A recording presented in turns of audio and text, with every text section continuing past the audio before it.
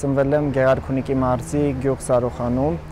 մինչև 7 տարեկան այնտեղ եմ ապրել, այնուհետև տեղափոխվել եմ Երևան, այստեղ սովորել հիմնական եւ ավագ դպրոցներում, այնուհետև ընդունվել եմ Երևանի պետական համալսարանի պատմության ֆակուլտետ, 1 կիսամեկ սովորել եւ զորակոչվել բանակ, զբաղվել եմ ֆուտբոլով, շախմատով եւ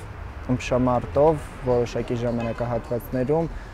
հիմնականը պրոֆեսիոնալ շախմատով եմ զբաղվել 8 տարի,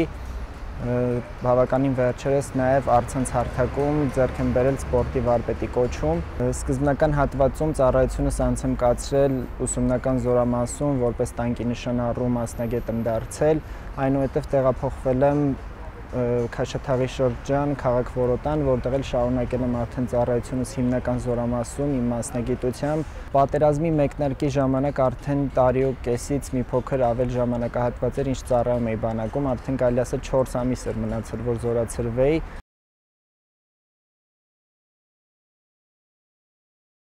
Հենց պատերազմի մեկնարկին սեպտեմբերի 27-ի օրը, երբ արդեն հասել ենք Նյուզգար,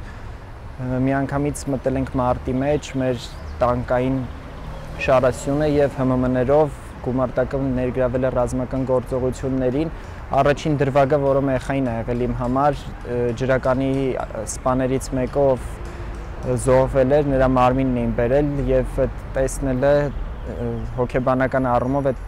ամբողջ պատերազմական process-ին ներգրավելու համար դարձավ խթան, իսկ արդեն մի դրվագ էլ եղավ այդ պահին, ինքը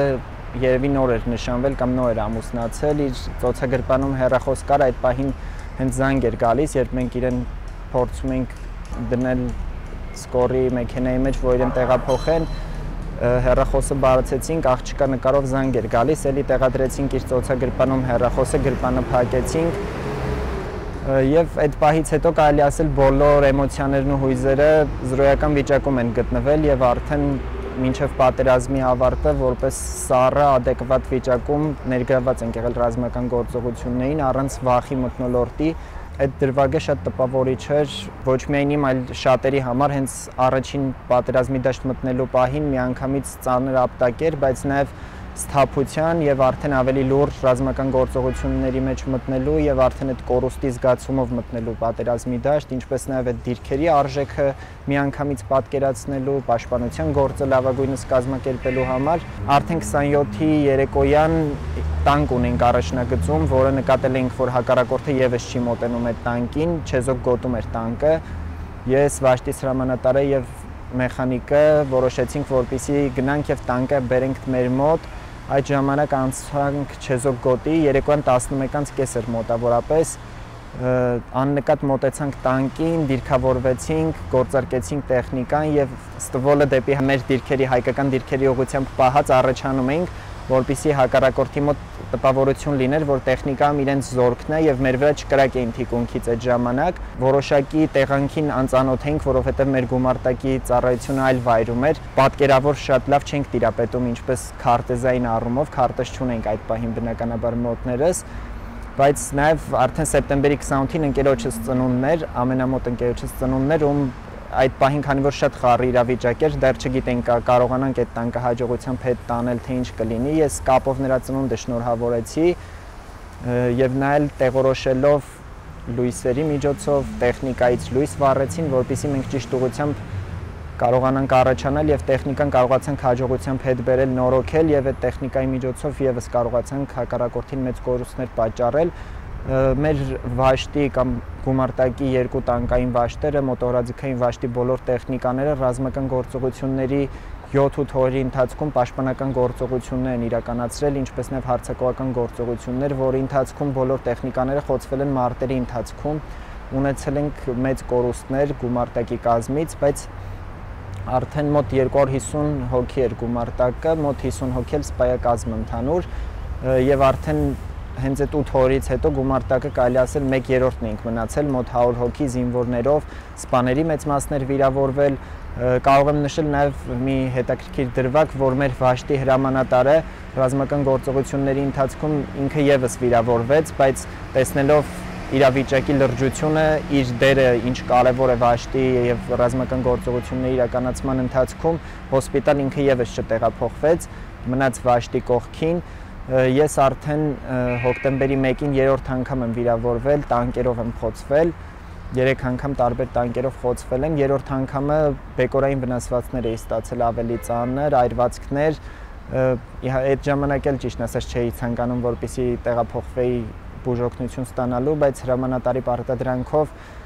տեղափոխեցին Հադրութ, այնտեղ բժշկական օգնություն ստացա եւ 1 օր անց արդեն հետ վերադարձա, բայց քանի որ ճանապարհը դեպի ջրական այդ ժամանակահատվածում արդեն անանցանելի էր, քանի որ հակառակորդը ճեղքում էր իրականացրել, հնարավոր է շրջափակման մեջ հայտնվեինք, առաջարկ եղավ, որպեսզի բերեն Շուշիով, Գորիսով, Որոտանով դեպի Իշխանաձոր տանեն գումարտակի մոտ, ես էլ այդ ճանապարհով գնացի, երբ գտնվում էինք Շուշիում հոկտեմբերի 8-ն էր արդեն, հոկտեմբերի 8-ին Շուշիի Ղազանչեցոց եկեղեցին խոցված էր արդեն, գմբեթը վնասվել էր եւ շատ ծանր զգացում էր այդ պահին իմ համար, ես մտա եկեղեցի մի քանի րոպե հոգեվորականի հետ զրուցեցի, ինքը հարցրեց որտեղից եմ տեղափոխվել եւ ասացի որ հետ եմ գնում, ասաց որ զգուշ լինենք եւ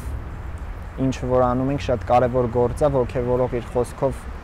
ճանապարհ դրեց, այդտեղից արդեն գումարտակին միացել եմ Իշխանաձորում, Իշխանաձորից հետ ենք քաշվել դեպի Որոտան, ամբողջ ընթացքում իհարկե ոտքով ենք եղել, քանի որ հակառակորդը անդադ քայլ-քայլ առաջ էր գալիս, մենք էլ անդադ նոր դիրքեր ենք տեղավորվում, Որոտանի շրջանը այն ժամանակ էլ որ մենք ազատագրել էինք, թշնամու տներ էին եղել, կիսավեր վիճակում էր գտնվում եւ կիբերխաղեր կան ստեղծված այդ տեսքով, կարելի ասել նման իրավիճակ էր հենց այդ տների կիսաքանտ անտառների միջով Որոտան գետի վրա նաև կամուրջներ կար, իմ կարծիքով էս հետահայաց պատերազմին արդեն ես մտածում էի միշտ որ այս կամուրջները կարելի է պայթեցնել, որպեսզի հակառակորդի տեղաշարժը դանդաղեցնենք եւ այդ առաջ խաղացումը մի քանի օր ժամանակ կշահենք, բայց այդ ժամանակն էլ մենք չունեցանք, քանի որ հակառակորդի գրոհները շատ ինտենսիվ էին, ինչպես օդային ուժեր էին աշխատում մեծ Սու-30-ների միջոցով էին հրետակոծում, մեր հենց 25 զրահատանկային գումարտակին հարվածել էր Սմերջը, որի ընթացքում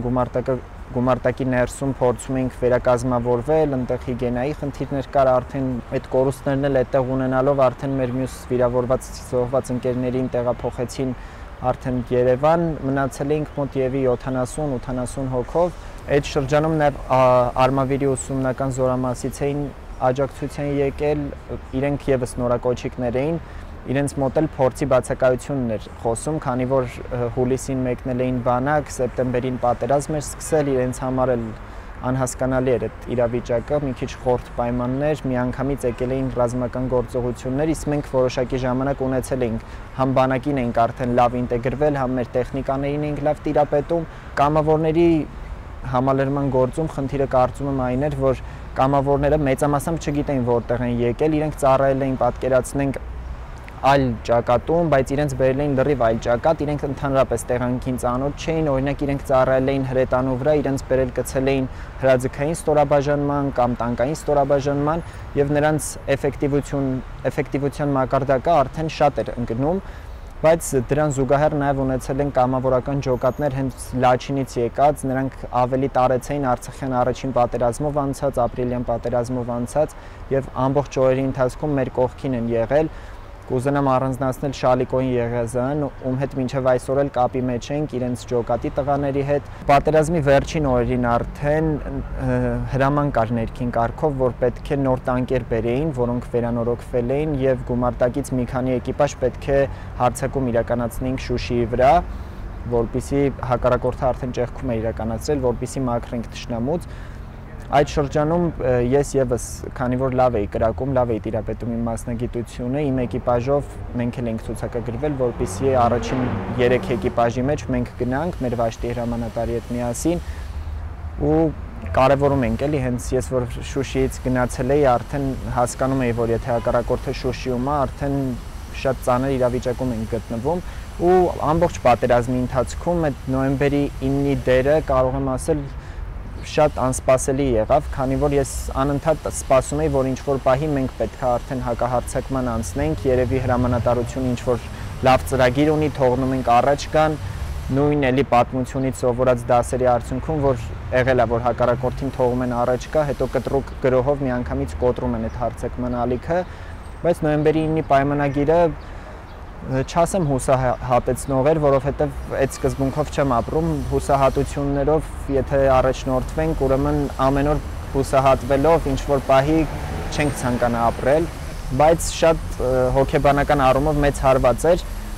Ես ինքս հասկանում էի իրավիճակի լրջությունը, շատ մարդիկ կային, որ ավելի կոտրված վիճակում էին գտնվում, փորձում էի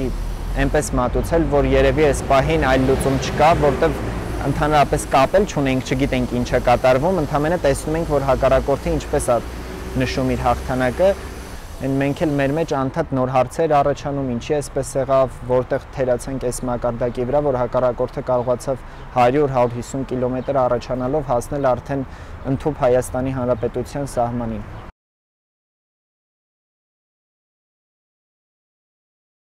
Իրավիճակը տեսնելով դեմ դիմաց հակառակորդի տոնախմբությունները, լուսաձայնային բաներ էին կրակում, կարելի ասել հրավառություն, հաղթական վիճակ էր իրանց մոտ, տոնակատարություններ, ու այդ ֆոնի վրա ես ոնց որ առանձին մինչև առավոտ նստած իմ դիտակետից համ նայում եմ իրանք ինչպես են այդ ամեն ինչը անում, այդ տոնակատարությունը բան, համ իմ մեջ ներքին մտածում էի հետագայի համար ինչ պետք է անել կյանքում, ապրելու առումով, այդ կոտրվելու հետ կապված որ ասեցի, ու այդ օրվանից ես իմ մեջ ունեմ ներքին որոշում, որ կյանքում ցանկացած իրավիճակում ինչ որ հոգնելու, նեղվելու, կոտրվելու հետ կապված նման խնդիր չի կարող լինել, ու մարդը քանի դեռ շնչում է, քանի դեռ ապրում է, ինքը անդադ պայքարի process-ի մեջ է, ինչպես իր գոյության կռվի, այնպես իր հայրենիքում ապրելու իրավունքը վաստակելու համար։ Շատ եմ կարևորում նաև Մովսես Գորգեսյանի խոսքերը, սուգա հավերժ է, եթե չկա պայքար, շատ մեծ կորուստներ ենք ունեցել, ահռելի, ինչպես մարդկային կորուստներ, որ անդառնալի եղան մեր համար, քանի որ մենք ինչպես ժողովրդագրական խնդիրներ ունենք Հայաստանի Հանրապետությունում, այնպես արտագաղթ, բայց դրան զուգահեռ պետք է շարունակենք ապրել, ժամանակակից սերունդը ավելի մեծ պատասխանատվությամբ պետք է մոտենա այս գործընթացին, հենց առաջնային շուտափույթ ընտանիքներ կազմելով, շատ զավակներ ունենալով, որովհետև հակառակորդը այդ գործընթացները իրականացրեց ու պարտվելուց 26 տարի անց կարողացավ այդ ամեն ինչը շտկել, գուցե մեր մոտ ստացվի 1 տարի հետո, գուցե 5, գուցե 50 տարի հետո, բայց ամենակարևոր գործընթացը այն է, որ մեր մտքերում եւ սերնդին դաստիարակությունը փոխանցելուց պետք է տանք այն գաղափարը, որ Արցախի համար այսպիսի մարտեր են ընթացել, այսպիսի հայորդիներ են իրենց կյանքը զոհել, որպեսզի Արցախը լինի, հետագայում այնպես են դասավորվել իրադարձությունները, որ թշնամու ձեռքում է գտնվում ու իրանց մեջ պահանջատիրություն լինի ու նաև նախանձախնդրություն։ Զորացրվել եմ արդեն հունվարի 14-ին, նոյեմբերի 9-ից հունվարի 14-ը ընկած ժամանակահատվածում, քանի որ բավականին շատ ենք նահանջել, այդտեղ խնդիր ունենք նաև դիրքերի կառուցման, որպեսզի այդտեղ դիրքային մարտական հերթապահություն իրականացնենք։ Ես մի քանի ընկերներս ընդհանուր մեր գումարտակը, ովքեր մոտավոր պատկերացումներ ունեին այդ ինչպես կարելի է անել, տարբեր հատվածներում դիրքեր էին կառուցում, ամիս ու կեսվա ընթացքում մենք բավականին աշխատանք ենք կարողացել կատարել, արդեն նոր պրիզիվը որ եկել էր, իրանց համար արդեն վստահ եմ հաստատ ավելի հեշտ է եղել, ընթացքում էլի տարբեր զորամասեր գնացել, եկել եմ, զորացրվելուց հետո արդեն նոյեմբերի 9-ին որդեգրած մտքերով եկել միանգամից անցել եմ համալսարանում վերականգնվելու գործընթացին, 2024 թվականին ավարտեցի պատմության ֆակուլտետում բակալավրիատը, այնուհետև միանգամից ընդունվեցի մագիստրատուրա հայոց պատմություն կրթական ծրագրով, իսկ դրան զուգահեռ նաև որոշեցի, որպեսզի ընդունվեմ էլի մեր մոտ ԵՊՀ միջազգային հարաբերություններ, ազգային անվտանգություն կրթական ծրագիր, 2 մագիստրոսական ծրագրերը հիմա միասին համատեղում եմ։ Իսկ արդեն 21, 22, 23 թվականների ընթացքում սովորել եմ 2 քաղաքական դպրոցներում, որպեսզի ավելի մտահորիզոնս ընդլայնեմ այդ տեսանկյունից, քանի որ Արցախյան խնդիրը ինքը առաջին հերթին քաղաքական խնդիր է, հետո նոր հողի վրա ռազմական ու մեր կրթությամբ, մեր գիտելիքների հարստացմամբ միայն կարող ենք այդ խնդրին որևէ դրական դինամիկա հաղորդել, ինչպես լուծման տեսանկյունից, հետագա տարիներին արդեն 23 թվականին, երբ Արցախը լրիվ դատարկվեց, բռնի տեղահանվեցին մեր հայրենակիցները, ավելի լուրջ ու կարևոր խնդիրներ ունենք մեր առջև, որը դիվանագիտական հարթակներում պետք է լավագույնս կարողանանք մեզ դրսևորել, որպեսզի կարողանանք վաստակել առաջնային այն իրավունքը, որ արցախահայերը անվտանգ կարողանան հետ վերադառնալ Արցախ ապրել,